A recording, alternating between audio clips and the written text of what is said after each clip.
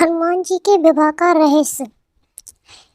नमस्कार दोस्तों, आज हम आपको बताने जा रहे हैं भगवान हनुमान जी के विवाह का वह रहस्य जिसे बहुत ही कम लोग जानते हैं।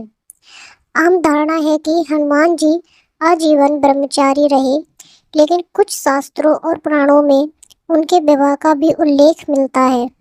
तो आइए जानते हैं उस रहस्यमयी कथा को जो जुड़ी है हनुमान जी के विवाह से। बहुत समय पहले की बात है। एक बार माता अंजनी और केसरी नंदन बाल हनुमान अपने ज्ञान की प्राप्ति के लिए सूर्यदेव के पास गए। सूर्यदेव ने हनुमान जी को नवग्रह, वेद पुराण, आयुर्वेद और शास्त्रों का संपूर्ण ज्ञान प्रदान किया। जब उनकी शिक्षा पूरी हुई तो सूर्यदेव ने कहा, हे पुत्र, तुम्हारे जैसे शिष्य को पाकर मैं धन्य हो गया। बताओ मैं तुम्हें क्या गुरु दक्षिणा दूं? हनुमान जी ने सिर झुकाया और कहा, गुरुदेव, मुझे कुछ नहीं चाहिए। आपके शन्य और ज्ञान से मैं स्वर्ग को पूर्ण मानता हूँ। लेकिन सूर्यदेव मुस्कुराए और बोले, फिर भी मैं तुम्हें कुछ देना चाहता हूँ कि मेरी पुत्री स्वर्चला से तुम्हारा विवाह हो। हनुमान जी यह सुनकर चौंक गए। उन्होंने कहा, गुरुदेव, मैं तो आजीवन ब्रह्मचारी रहने का व्रत ले चुका हूँ। विवाह तो मेरे मार्ग में बाधा है।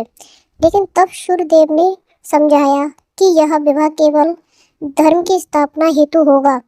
स्वर्चला भी एक तपस्वी है और वह तुम्हारे ही समान तेजस्वी है। यह विवाह केवल एक सांसारिक प्रक्रिया होगी, ना कि गृहस्थ जीवन की शुरुआत।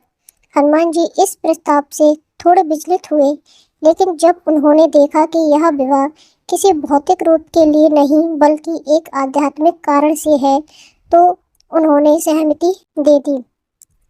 और फिर हुआ एक अद्भुत विवाह। सभी देवताओं, गंधर्वों और ऋषियों की उपस्थिति में सूर्य लोक में हनुमान जी और स्वर्चला का विवाह हुआ। लेकिन विवाह होते ही स्वर्चला ने कहा, हे नाथ, मैं जानती हूँ आप ब्रह्मचर्य का पालन करेंगे। मैं आपको आशीर्वाद देती हूँ। आपके तेज और तप से संपूर्ण ब्रह्मांड आलोकित हो। अब मैं तपस्या करने जा रही हूँ। और फिर स्वर्चला तप में लीन हो गई।